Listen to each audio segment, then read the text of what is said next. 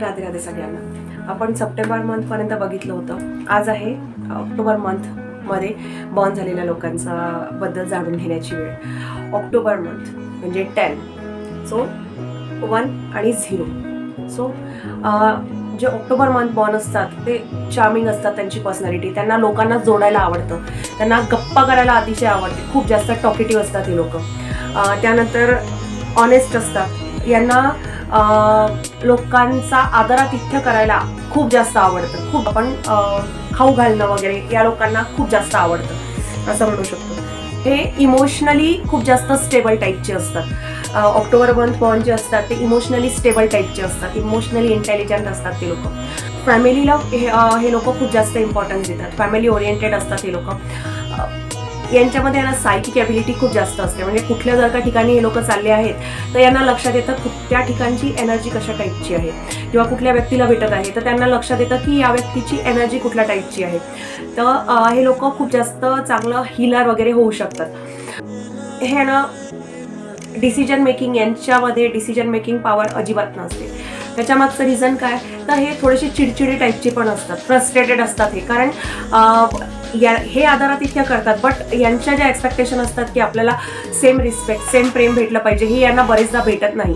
आणि त्यामुळे मग यांना फ्रस्ट्रेशन होते, यांना चिडचिड होते यांची.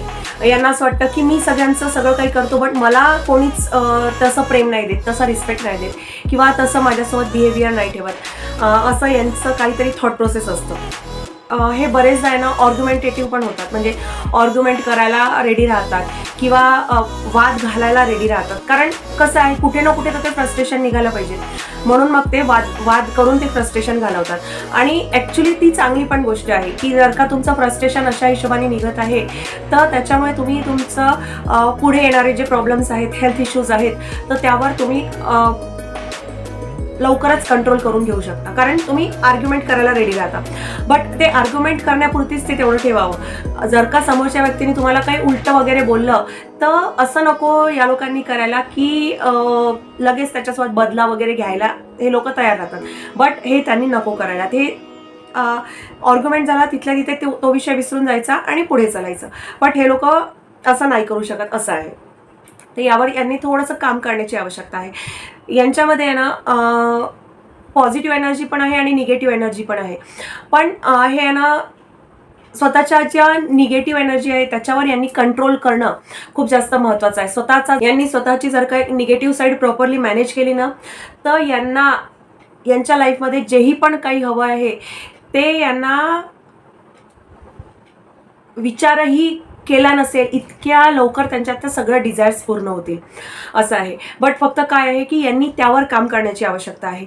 निगेटिव्ह गोष्टींवर जास्त विचार करण्यापेक्षा किंवा नको त्या गोष्टींवर स्वतःची एनर्जी वाया घालण्यापेक्षा ज्या चांगल्या गोष्टी आहे, ज्यामधून आपल्याला काहीतरी चांगला आउटपुट भेटू शकतं, त्या गोष्टीवर एनर्जी यांनी जर का स्वतःची इन्व्हेस्ट केली तर यांना खूप जास्त फायदा होऊ शकतो.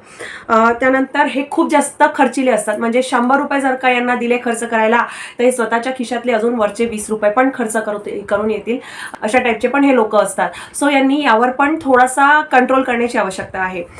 यातल्या किती गोष्टी तुमच्यासोबत मॅच झाल्यात हे मला नक्की कमेंट सेक्शनमध्ये सांगा. अजून अशा माहितीसाठी तुम्ही आम्हाला फॉलो करू शकता. सर्व लिंक्स डिस्क्रिप्शन बॉक्समध्ये दिलेले आहेत. राधे राधे.